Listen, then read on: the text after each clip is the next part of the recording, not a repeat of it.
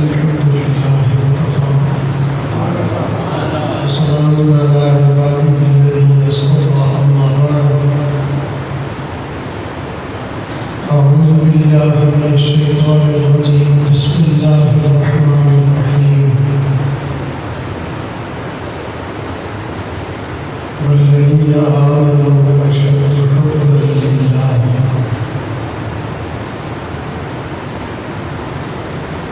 وقال الله تعالى في مقام آخر إنما المؤمنون الذين إذا ذكر الله وجلت قلوبهم وإذا تليت عليهم آياته زادتهم إيمانا وعلى ربهم يتوكلون صدق الله العظيم سبحان ربك رب العزة عما يصفون وسلام على المرسلين والحمد لله رب العالمين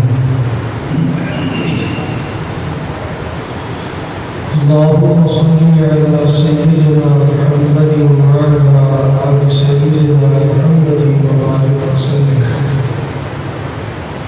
اللهم صل على سيدنا محمد وعلى آل سيدنا محمد وبارك وسلم اللهم صل على سيدنا محمد وعلى آل سيدنا محمد وبارك وسلم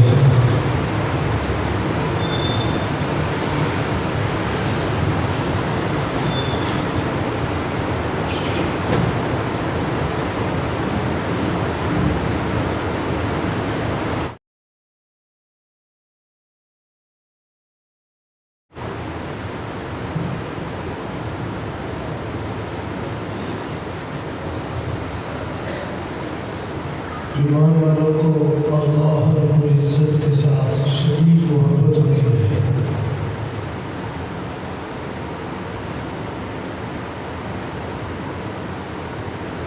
अल्लाह ताला के साथ मोहब्बत का होना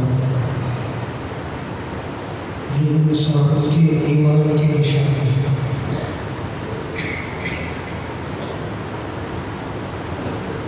नबी सल्लल्लाहु अलैहि वसल्लम ने फरमाया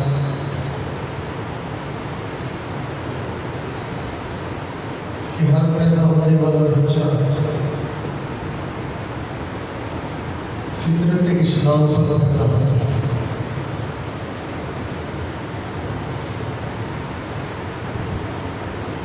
फिर उसके बाद उसके वालिदैन उसको यहूदी बना देते हैं, नसरानी बना देते हैं, मजूसी बना देते हैं।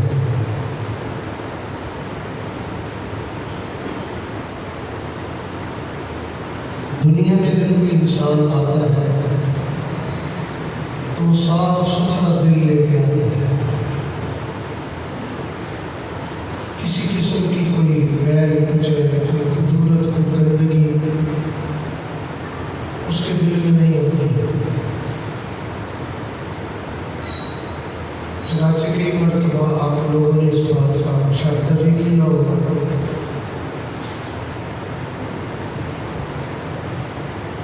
कि छोटे मासूम बच्चे वो झूठ नहीं बोलते, वो सीधी सीधी बात करते हैं। उनको बात के अंदर हेरा फेरी करनी नहीं होती,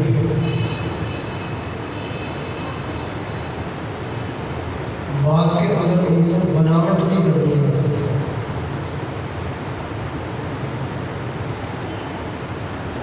जो बात उनके दिल में होगी वो सच्ची सच्ची सीधी सीधी कहेंगे। दूसरे लफ्ज़ों में हम यूँ कह सकते हैं कि बच्चों को सच आता है, झूठ नहीं आता है। झूठे हम उनको बना देते हैं, हम उनके साथ झूठ बोल बोल के उनके साथ ऐसे मामलात कर करके उनको हम झूठा बना देते हैं।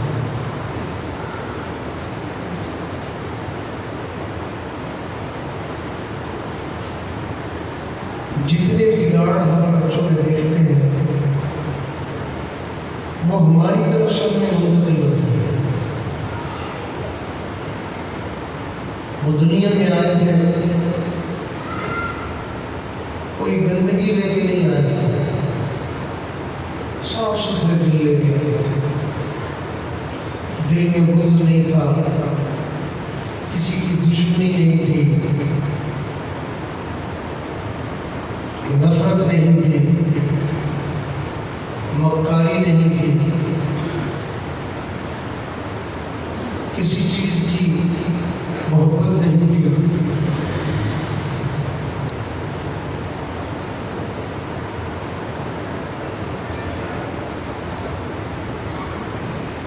तो नबी इस्लाम के फरमाने का मतलब यही है, ये दीन फिक्र है। जैसे अल्लाह ताला ने इंसान की तबीयत, मिजाज और सही और सच्चा और दुरुस्त इंसान जैसा बनाया है, ये दीन भी वैसी ही तालीम देता है।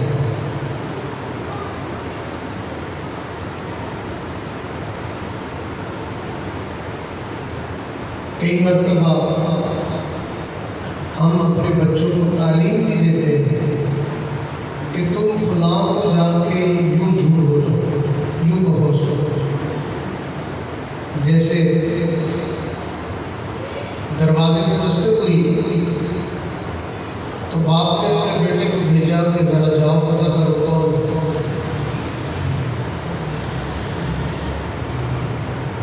उसने वापस झांक के जल्दी से वापस आ गया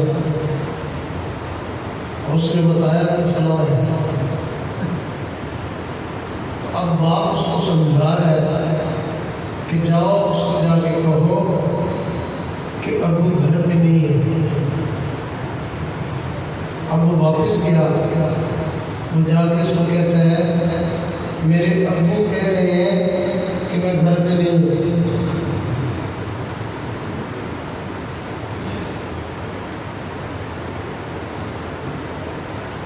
छोटे बच्चे आपस में लड़ेंगे, एक दूसरे को मारेंगे,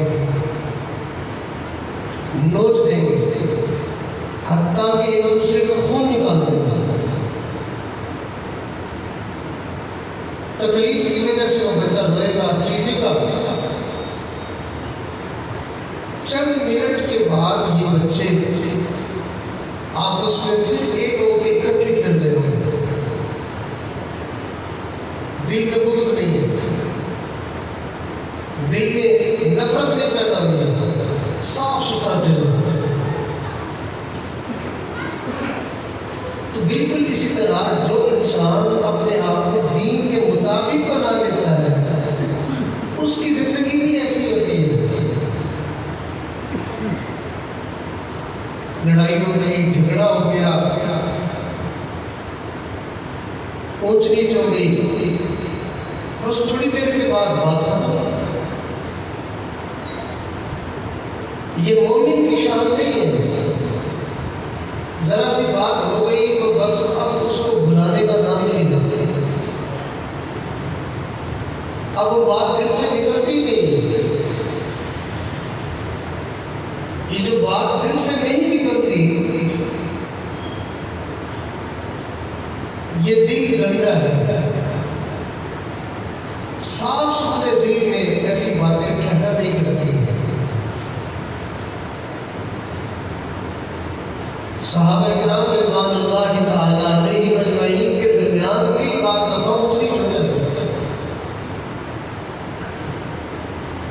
लेकिन थोड़ी देर के बाद ऐसे जैसे कोई बात हुई नहीं थी। और हम तो अपने बच्चों को तालीम दे रहे होते हैं, बेटा खाला के घर नहीं जाना, उसने हमारे साथ ऐसा नहीं है, चाचू के साथ ऐसा बिल्कुल बात नहीं करनी, हमारे साथ उसने इतने साल पहले ऐसे किया था। वो है कि हम उनको तरबियत दे रहे हैं कि गंदा इंसान कैसे बने। जैसे मुशरिकीन आपस में लड़ाई झगड़ा हो जाता था, एक दूसरे का कत्ल होता था, तो वो दुनिया से जाते हुए अपनी औलादों को नसीहत किया करते थे कि ख्याल करना ये जंग बंद नहीं होनी चाहिए,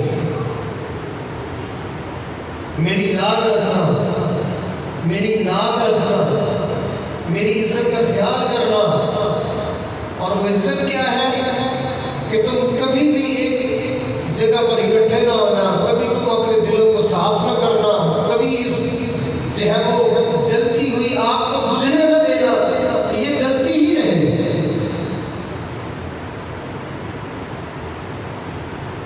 तो नबी इस्लाम ने इरशाद फरमाया कि हर बच्चा फितरत इस्लाम पर पैदा होता है। तो जैसे दिल के अंदर बुग़्ज़ रखना बुरा है, जैसे दिल में कीना रखना बुरा है, जैसे दिल में किसी के लिए हसद रखना बुरा है, बिल्कुल इसी तरह इस दिल में अल्लाह के गैर की मोहब्बत रखना भी बुरा है। आपने कभी अंदाजा लगाया कि छोटे से बच्चे को अल्लाह से कितनी मोहब्बत होती है? आप अपना नाम लेंगे उसको गोली दें, उसको नींद नहीं आएगी। आप किसी और नाम से उसको करें, उसको मजा नहीं आएगा, सुकून नहीं आएगा। आप उस मासूम बच्चे के सामने अल्लाह का नाम लेना शुरू कर दें, अल्लाह अल्लाह अल्लाह, उसको इतना मजा आएगा कि वो थोड़ी देर में नींद भी आगोश में चला जाएगा। उसको अल्लाह का नाम सुन के मजा आता है।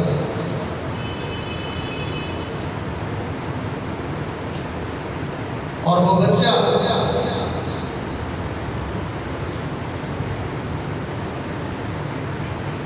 अल्लाह का नाम लेके खुश होता है। हमने छोटे छोटे बच्चों को देखा कि उनको और कुछ कहना नहीं आता, लेकिन जो ही अल्लाह का नाम सुनते हैं तो झूमने शुरू कर देते हैं, अल्लाह अल्लाह अल्लाह अल्लाह। तो अल्लाह के गैर की मोहब्बतें हमने भर दी हैं, मुआशरे ने उसको ये गंद दे दिया है। वरना हर इंसान कलमा को मुसलमान अल्लाह से मोहब्बत करने वाला है,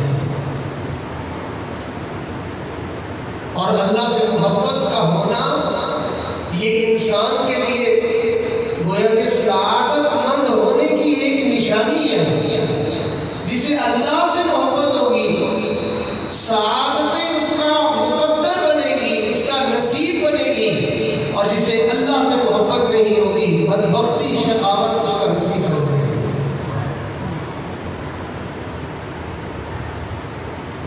आज हमें कभी इस तरफ ध्यान नहीं गया।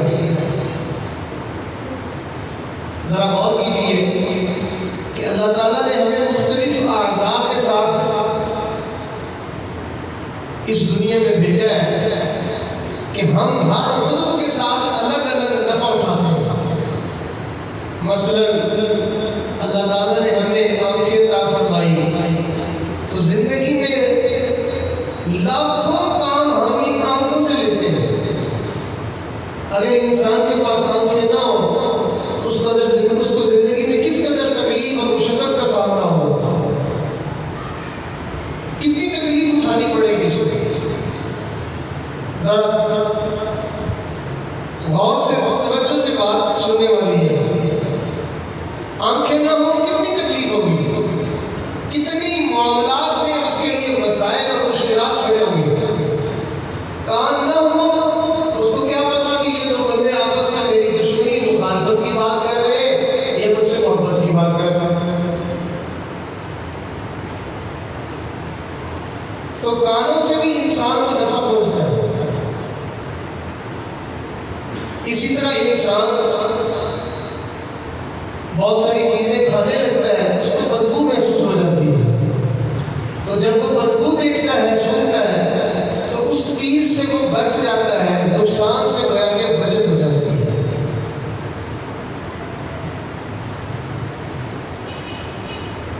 तो आंखों का काम देखना, कानों का काम सुनना, नाक का काम सुनना,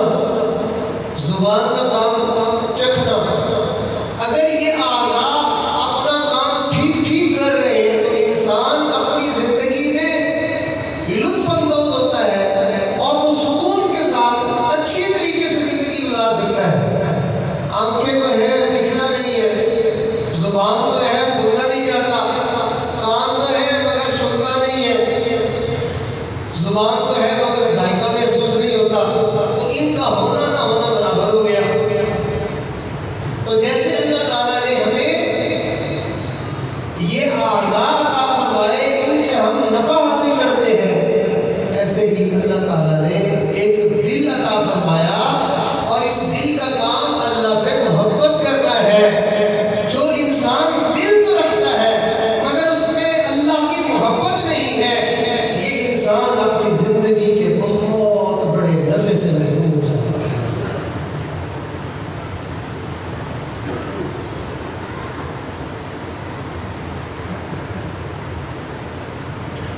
यही वजह है कि हर सीने के अंदर दिल तो धड़क रहा है,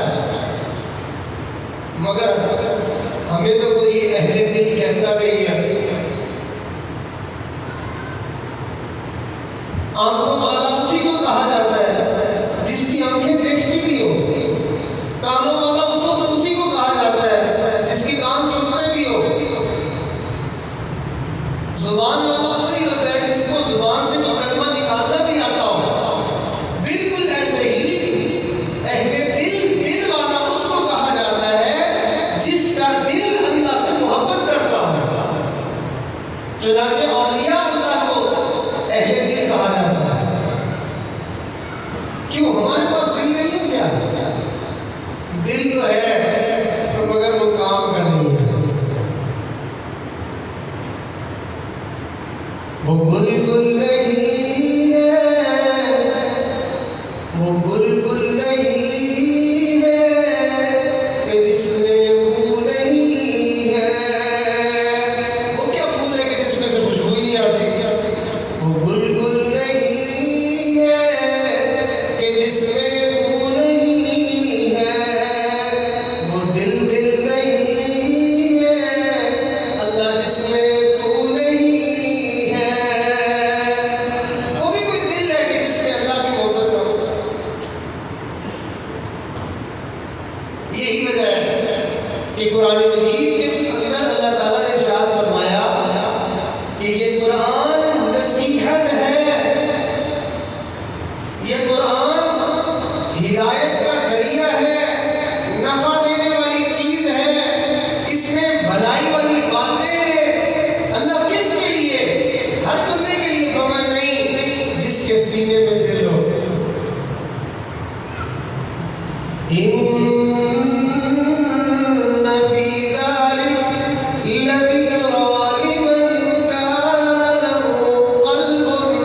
इस कुरान में नसीहत है उसके लिए जिसके सीने में दिल हो।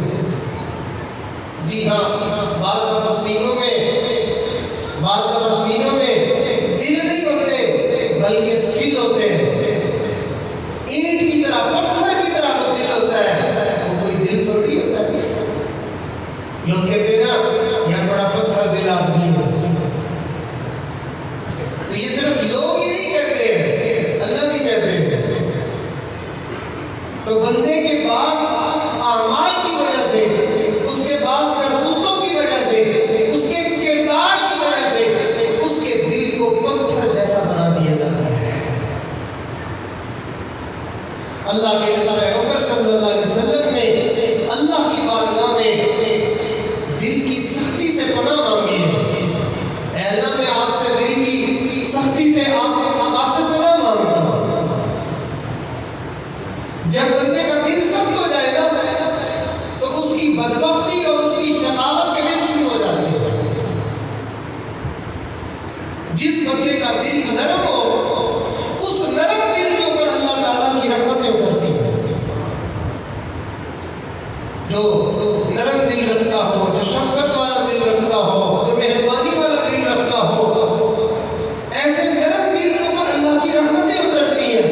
और जिसका दिल सख्त हो जाए, सख्त दिलों के ऊपर अल्लाह की फटकार और लानत पड़ती है। कुरान करीम में अल्लाह ने इरशाद फरमाते हैं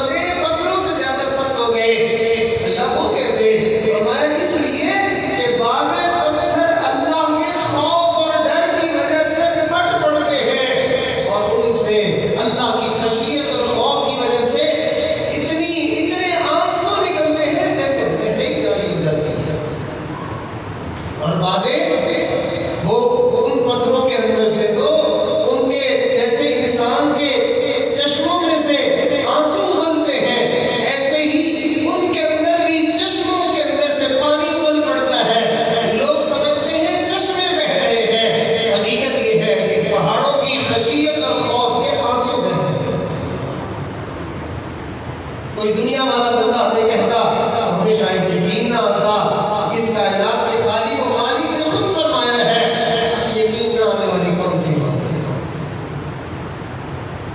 आपने नहीं देखा कि कई मरतबा अल्लाह का खौफ बंदे के ऊपर आता है तो रोते रोते बंद नहीं होता, आंसुओं की झड़ियां लग जाती हैं, मुसलसल आंसू बह रहे होते हैं। और कभी कभी खौफ की कैफियत आती है, टिप टिप टिप टिप आंसू गिरते हैं, उतनी कसरत से तो नहीं, लेकिन आंसू का सिलसिला चल पड़ता है। कभी कभी बंदा अल्लाह के खौफ की वजह से यूं लरज़ जाता है, कांप जाता है। अल्लाह ने भी एक तीसरी कैफियत भी पहाड़ों के बारे में फरमाई, फरमाया बाज़े पहाड़ अल्लाह के खौफ की वजह से लरज़ते हैं, कांपते हैं कि बड़ी बड़ी चट्टानें उनके ऊपर से लुढ़कती हुई वो नीचे जमीन पर आके गिरती हैं। जैसे बंदे को झुरझुरी आती है, ऐसे पहाड़ों को भी अल्लाह के खौफ की वजह से झुरझुरी आ जाती है। तो जिस दिल में अल्लाह का खौफ हो वो दिल नरम होता है। तो जब दिल से अल्लाह का खौफ निकल जाए तो फिर दिल की नरमी खत्म हो जाती है, फिर दिल सख्त हो जाता है। जब दिल सख्त हो जाए तो फिर इंसान सिर्फ लोगों के साथ ज्यादती नहीं शुरू कर देता, बल्कि इंसान अपने साथ भी जुल्म और ज्यादती शुरू कर देता है, अपना सत्यानाश करना शुरू कर देता है, अपनी तबाही की बर्बादी अपने हाथों से करने लग जाता है। मगर उसको खबर नहीं होती इस बात की कि मैं अपनी जिंदगी को अपने हाथों से बर्बाद कर रहा हूं।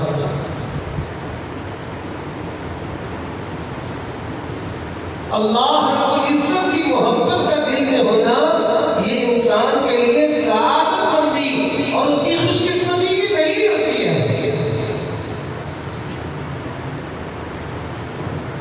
कहने को क्या है, मैं भी कह दूंगा, आप भी कह देंगे, तो मुझे भी अल्लाह से मोहब्बत है।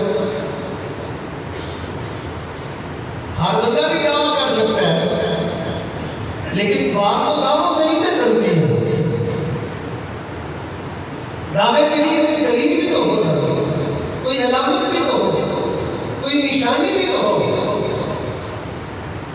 आप बताएंगे कि जो आदमी अमीर हो उसको अपनी अमीरी के दावे करने की जरूरत पड़ती है, उसको बताना पड़ता है कि मैं बहुत अमीर आदमी हूं। लोग उसको देख के पहचान लेते हैं कि यार ये बड़ा कोई अमीर आदमी लगता है। भाई तुम्हें कैसे पता चला? कहते भाई उसकी शक्ल बता रही है, उसका लिबास बता रहा है, उसकी गाड़ी बता रही है, उसका पहनना ओढ़ना बता रहा है कि ये बंदा अमीर आदमी है। एक बंदा सामने आता है, आप कहते हैं यार गरीब आदमी है, आपने उसका घर जाकर झांक लिया, आपको क्या पता कि गरीब है? तो उसकी शक्ल शुरू से बदल जाती है कि बेचारा गरीब आदमी है। तो बिल्कुल ऐसे ही जैसे अमीरी के लिए दलीलें नजर आ जाती है, जैसे गरीबी के लिए दलीलें नजर आ जाती है, ऐसे ही अल्लाह की मोहब्बत जब दिल में होती है तो दावों से काम नहीं बनता, उसकी शक्ल शुरू से बदल जाती है। अल्लाह की मोहब्बत दिल में होती है तो इंसान के अमाल बताना शुरू कर देते हैं कि ये बंदा अल्लाह की मोहब्बत में डूबा हुआ है। और जब इंसान के अमाल अल्लाह की मोहब्बत में डूबे हुए होते हैं तो उसके अनवारात उसके चेहरे से नजर आने लग जाते हैं। किसी सैकड़ों हजारों के मजमे में एक अल्लाह के वली को ले आओ, सारा जहान बेसाख्ता बोल पड़ेगा ये अल्लाह वाला। हम तो अपने नाम के साथ लिख भी ले कि अल्लाह वाला हो, तो लोग फिर भी मानते ही नहीं है। एक साहब थे, उन्होंने अपने नाम के साथ लिखा हुआ था मोहम्मद शफी अल्लाह वाला। अब वो लोगों को ये मनवाना चाहते थे कि मैं अल्लाह वाला हूं। भला यूं कौन मांगता है? आपके पास माल पैसा आ जाएगा, आपको मनवाने की जरूरत नहीं पड़ेगी, लोग खुद ही मांग रहे होंगे। आपके दिल में अल्लाह की मोहब्बत का खजाना आ जाएगा, आपको किसी को कहना नहीं पड़ेगा कि मेरे दिल में अल्लाह की मोहब्बत है, लोगों मेरे दिल में अल्लाह रहता है, लोगों मेरे दिल में अल्लाह की मोहब्बत बसती है, किसी को कुछ कहने की जरूरत नहीं पड़ेगी। हर कोई देख के कहेगा कि बंदा अल्लाह की मोहब्बत में डूबा पड़ा है। लोग आपकी बात सुन के कहेंगे कि भाई इसकी मोहब्बत, इसकी बातों से तो अल्लाह की मोहब्बत टपक रही है।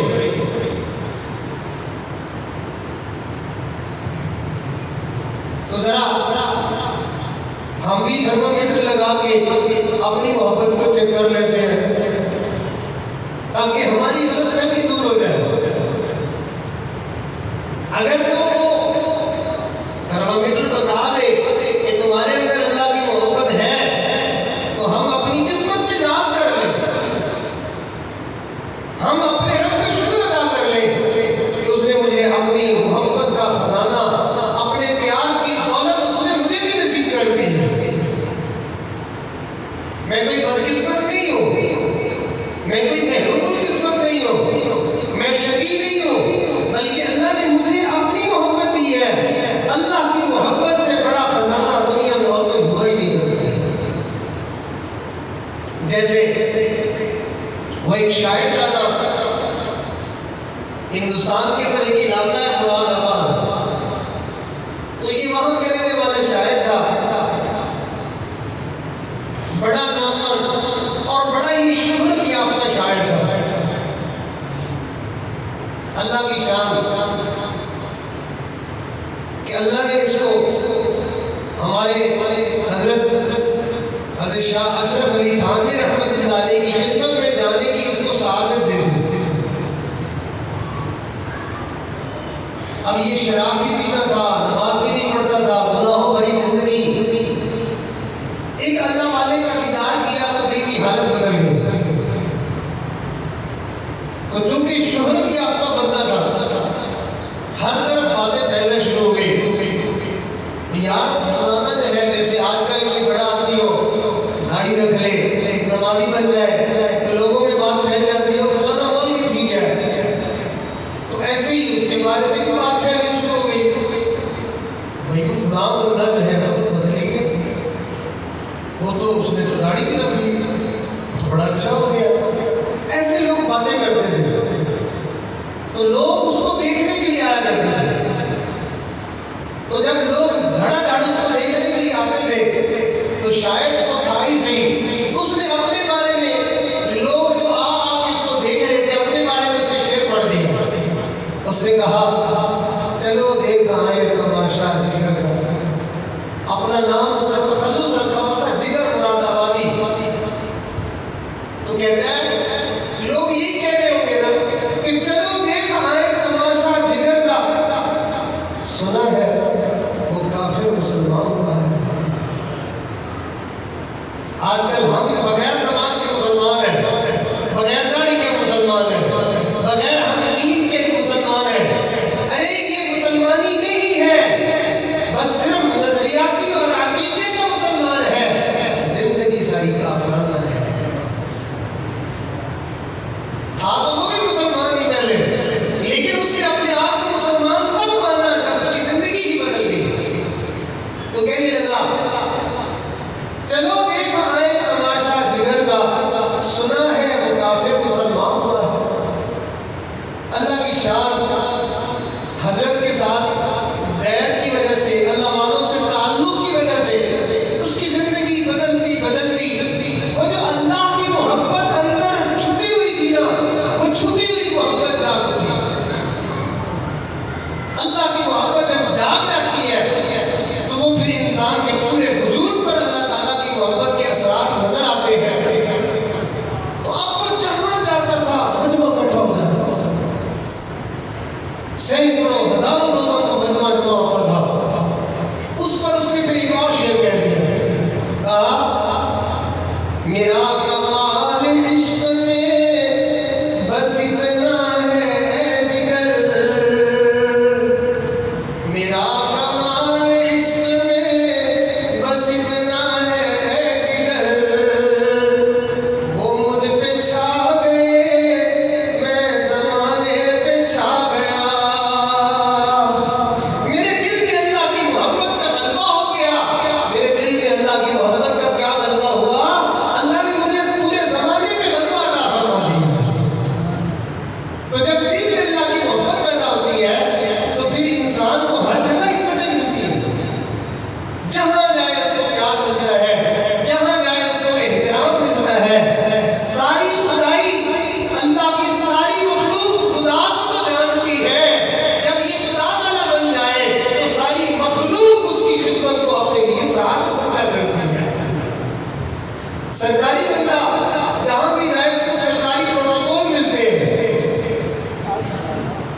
तो बिल्कुल ऐसे ही जो सारी कायनात की सबसे बड़ी सरकार अल्लाह रब्बुल इज्जत का बंदा बन जाए, वो बंदा आबादियों में जाए उसको इज्जतें मिलती हैं, वीरानों में जाए उसको इज्जतें मिलती हैं, हत्ता कि वो जंगलों में चला जाए, जंगल के परिंदे भी उसको सलामियां पेश करने के लिए आ जाते हैं।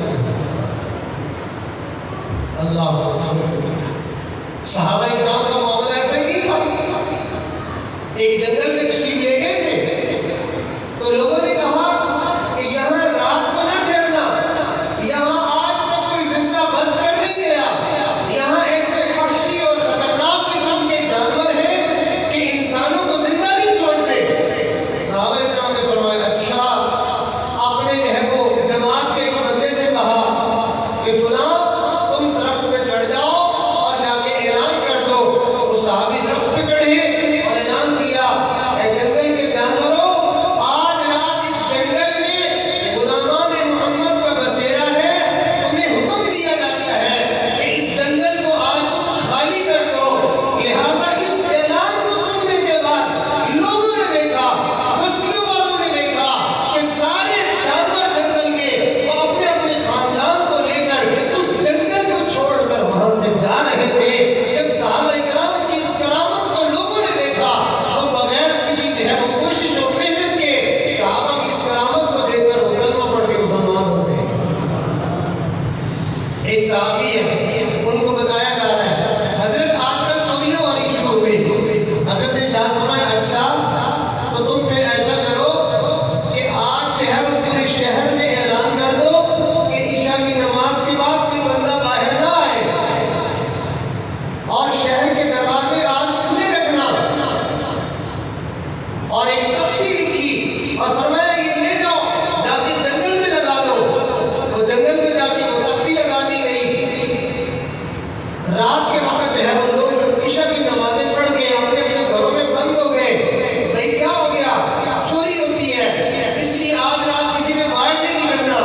हमारे यहाँ तो चोरियां हो तो हम तो सारी सारी रात गलियों में चक्कर काटते रहते हैं, वहाँ मामला और हो रहा है, कहा जा रहा दरवाजे बंद नहीं करने, हमारे यहाँ तो मोटे मोटे ताले लगाए जाते हैं और वहाँ हुक्म हो रहा है ताला क्या दरवाजा भी बंद नहीं करना है, बाहर गली में पहरा क्या घर से भी बाहर नहीं निकलना है।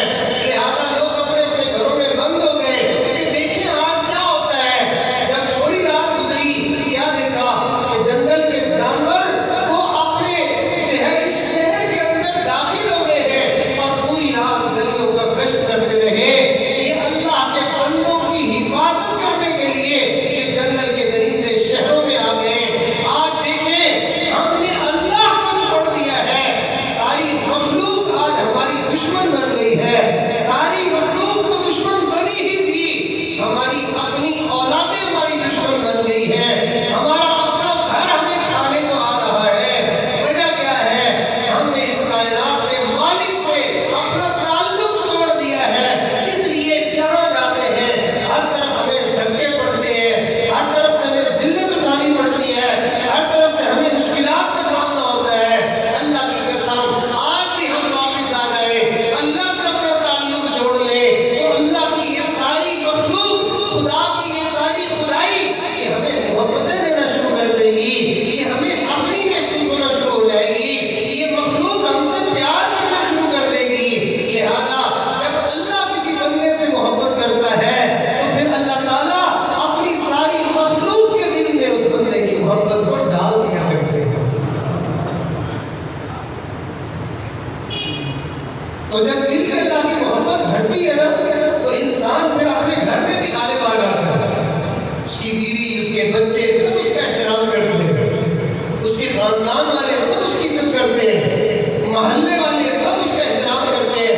क्या आपने कभी नहीं देखा एक अल्लाह वाला जिस शहर में रहता हो पूरा शहर उसका एहतराम नहीं किया करता? लोग मुल्कों का सफर करके उस अल्लाह वाले को देखने के लिए आ जाते हैं। तो हम अपने दिल को जरा देखें, हमारा दिल कहीं अल्लाह की मोहब्बत से खाली तो नहीं है। चंद बातों से हम अपना जायजा ले सकते हैं।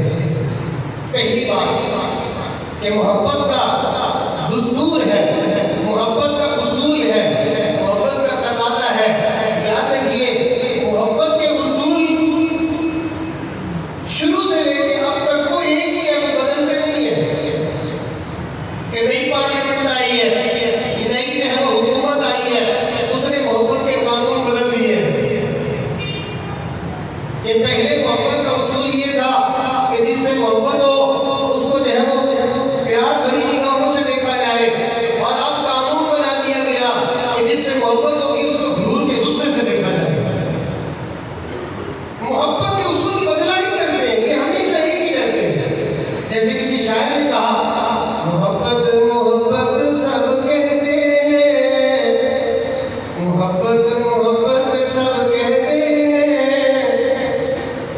वो मोहब्बत नहीं कि जिसमें शिद्दत नहीं, वो मोहब्बत नहीं कि जिसमें शिद्दत नहीं। आगाह रहो मोहब्बत के अंदाज सब पुराने हैं, मोहब्बत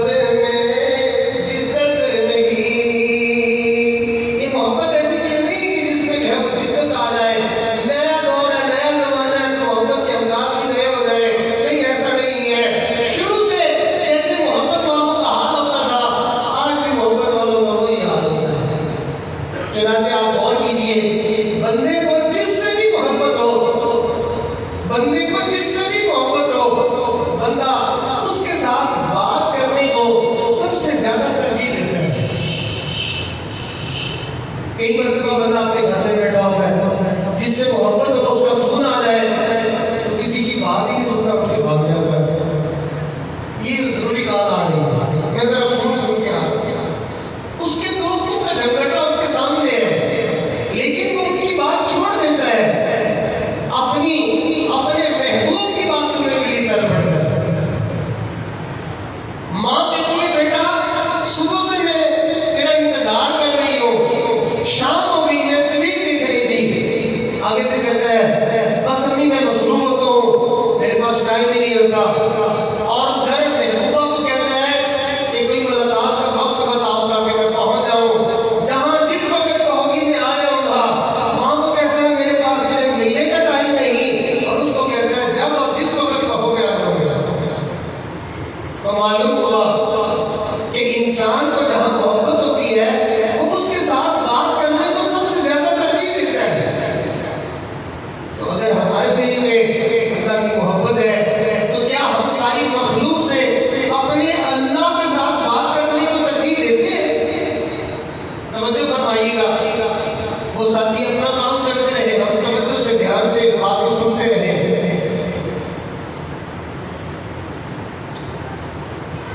अल्लाह ताला के साथ बंदा कैसे बात कर सकता है? अल्लाह के साथ हम कलामी का रास्ता अल्लाह का कुरान पढ़ना है। जिस बंदे के दिल में अल्लाह की मोहब्बत होगी वो कुरान पढ़ते हुए थकेगा नहीं, पढ़ता ही रहेगा। और आज हम क्या कहते हैं, कोई नौजवान वाली बात है, जैसे माँ कह रही थी बेटा सुबह से शाम तक मैं तो तरस ही गई, ना तेरा फोन आया ना तू आया। तो आगे से कहता है अम्मी मेरे पास टाइम ही नहीं था। और उसको कालों पे काले कर रहा है, बार बार फोन और मैसेज कर रहा है, वहां के लिए टाइम है माँ के लिए नहीं है। ऐसे ही हमसे अल्लाह कहते हैं मेरे बंदे सारा दिन गुजर गया, तूने आज मेरे साथ बात ही नहीं की। हम कहते हैं अल्लाह मियां पूछो कुरान पढ़े आज तो सही नहीं मिला, मसरूफ होता हूँ। 24 घंटे गुजर जाते हैं, हमें अल्लाह ताला से बात करने का टाइम नहीं मिलता। तो इससे पता चलता है ना कि हमें अल्लाह से कितना प्यार है।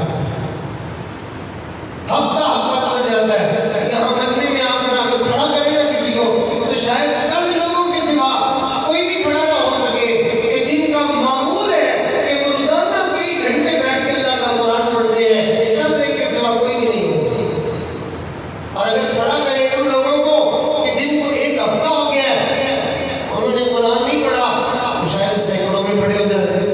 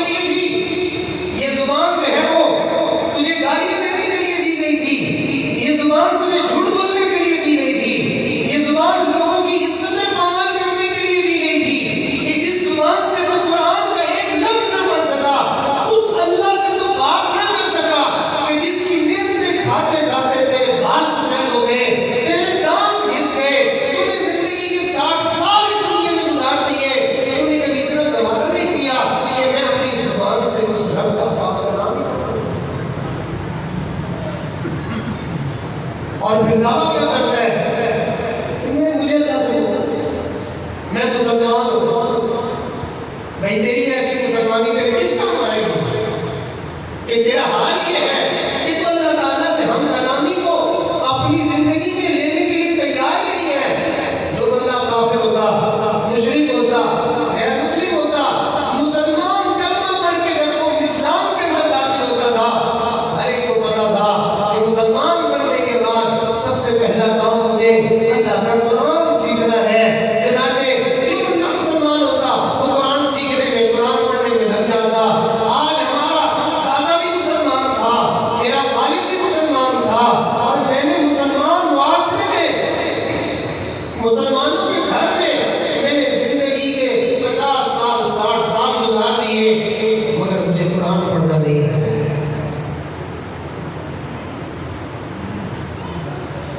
तो मुसलमान की जिंदगी कुरान से खाली नहीं होती। चुनांचे मदीना तैयबा की गलियों में रात के आखिरी पहर में हर घर से कुरान के गुनगुनाने की आवाज आया करती थी। और आज मेरा तेरा घर, पूरा मोहल्ला, हर घर से गाने की, हर घर से म्यूजिक की, हर घर से नाच की, हर घर से जो है वो बेहयाई की आवाज सुनाई देती है, मगर पूरे मोहल्ले में से किसी घर से कुरान की आवाज नहीं आती। क्या ये मुसलमानों का मुआशरा है? ये मुसलमानों के घर है। हर घर से कुरान की सदा आया करती थी। एक सहाबिया है, या रसूलुल्लाह सल्लल्लाहु अलैहि वसल्लम, मैं रात कुरान पढ़ रहा था, मैं रात कुरान पढ़ रहा था, मेरे साथ अजीब मामला पेश आ गया। आपने इरशाद फरमाया, क्या मामला पेश आया? अर्ज़ करते अल्लाह के नबी, मेरे करीब में घोड़ा बंधा हुआ था और मेरा बच्चा चारपाई पे सोया हुआ था। मैं तहज्जुद के लिए उठा तो मेरा दिल चाहता था कि मैं अपने अल्लाह से ऊंची ऊंची मोहब्बत में बातें करूं, कुरान जोर जोर से पढ़ूं। जैसे मैं आवाज ऊंची करता था, मेरा घोड़ा जो है वो उछलने लग जाता था। मेरे दिल में डर आता कि मेरे बच्चे को कहीं रौंद न डाले। मैं आहिस्ता हो जाता, फिर मेरा दिल मचलता कि मैं अल्लाह का कुरान ऊंची आवाज से पढ़ूं। फिर जो है वो ये घोड़ा उसी तरह फिर बिगड़ने लगता। सारी रात यूं ही कशमकश चलती रही। जब मैं सुबह के वक्त अपनी नमाज से फारिग हुआ तो अल्लाह के नबी, मैंने क्या देखा कि कुछ रोशनियां हैं जो ऊपर आसमान की तरफ उठ रही हैं। मेरे आका इस्लाम ने साथ फरमाया कि वो रोशनियां तो अल्लाह के फरिश्ते थे जो तेरा कुरान सुनने के लिए आए थे। अगर तू ये कुरान पढ़ने का सिलसिला जारी रखता, सारे मदीने वाले उन फरिश्तों को देख लेते। हाँ, हम कुरान नहीं पढ़ते, हमारे घर में शैतान आते हैं, हमारे घर में डंके और फसाद होते हैं, मुसीबतें और परेशानियां आती हैं। जिन घरों में कुरान पढ़ा जाए वहां रहमत के फरिश्ते आते हैं। आज हम कुरान से इतने दूर हो गए हैं, हत्ता कि हमारी अम्मा फौत हो जाए, अब्बा फौत हो जाए, कोई करीबी रिश्तेदार फौत हो जाए, उसके लिए भी हमें कुरान पढ़ने की तौफीक नहीं होती। भीख मांगने के लिए चल पड़ते हैं, और जी कोई पढ़ा हुआ कुरान है तो मेरे को रोजा में खत्म नहीं मांगना है। तेरी जुबान सिर्फ गालियों के लिए है, तेरी जुबान सिर्फ झूठ बोलने के लिए है, तेरी जुबान में ये तासीर क्यों नहीं है कि तू भी अल्लाह का कुरान पढ़ ले। अरे ज्यादा नहीं पढ़ सकता, 3 दफा सूरह इखलास ही पढ़ ले। मेरे आका ने इरशाद फरमाया, जो आदमी 3 मरतबा सूरह इखलास पढ़ता है, अल्लाह ताला उसको 10 उसको जो है वो मुकम्मल कुरान मजीद पढ़ने का सवाब अता फरमा देते हैं। मेरे दोस्तों, हमें चाहिए हम अल्लाह ताला की मोहब्बत अपने दिल में पैदा करें ताकि हमें कुरान पढ़ना नसीब हो जाए, क्योंकि सब दोस्त पढ़ेंगे इंशाअल्लाह कुरान। हजरत इमाम अहमद बिन हंबल रहमतुल्लाह अलैह, हजरत इमाम अहमद बिन हंबल रहमतुल्लाह अलैह अल्लाह ताला का ख्वाब में दीदार करते हैं। माशाअल्लाह, एक दफा भी दीदार हुआ, दूसरी दफा भी हुआ, तीसरी दफा भी हुआ, 10 दफा भी हुआ, 50 दफा भी हुआ, 100 दफा अल्लाह का दीदार हुआ। पूछते हैं, हे अल्लाह, तवज्जो से सुनिएगा, हे अल्लाह, मैं आपका दोस्त बनना चाहूं। अल्लाह, आपका कोई कहीं भी आपका कोई मुकर्रब बंदा बनना चाहे, आपका कोई वली बनना चाहे, आपका कोई यार बनना चाहे, अल्लाह तो क्या करे? अल्लाह ताला की तरफ से जवाब आता है, अहमद वो मेरा कुरान पढ़े। अल्लाह समझ के तर्जुमे से तफसीर के साथ पढ़े, ये बगैर समझे। अल्लाह ताला की तरफ से जवाब आता है, अहमद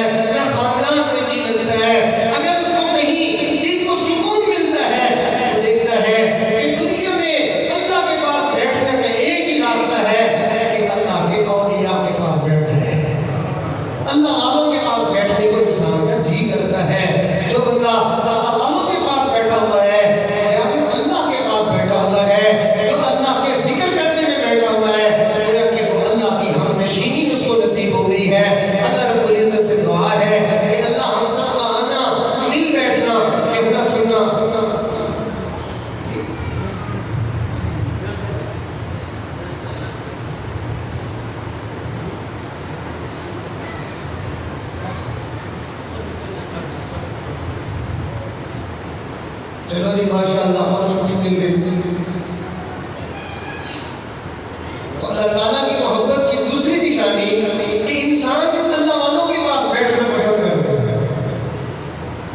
आज आपने देखा होगा बूढ़े बूढ़े लोग होंगे, पत्तों पे पत्ते फेंक रहे, भुक्के को सूखे लगा रहे, होटलों पे जाके बैठे हैं, वक्त पास हो रहा है, पूछो क्या हो रहा है, जिंदगी को धक्का दे देते। अरे भाई जिंदगी को धक्का देने की जरूरत नहीं है, जिंदगी खुद ही गुजर जाएगी। ये जिंदगी धक्का स्टार्ट नहीं है कि जिसको तुझे धक्का लगाना पड़ गया है। तू तो एक एक लम्हे को गनीमत जान कि तू आंखें बंद करके पड़ा हुआ है, तेरी जिंदगी गुजर रही है, तू खा रहा है, तेरी जिंदगी तो गुजर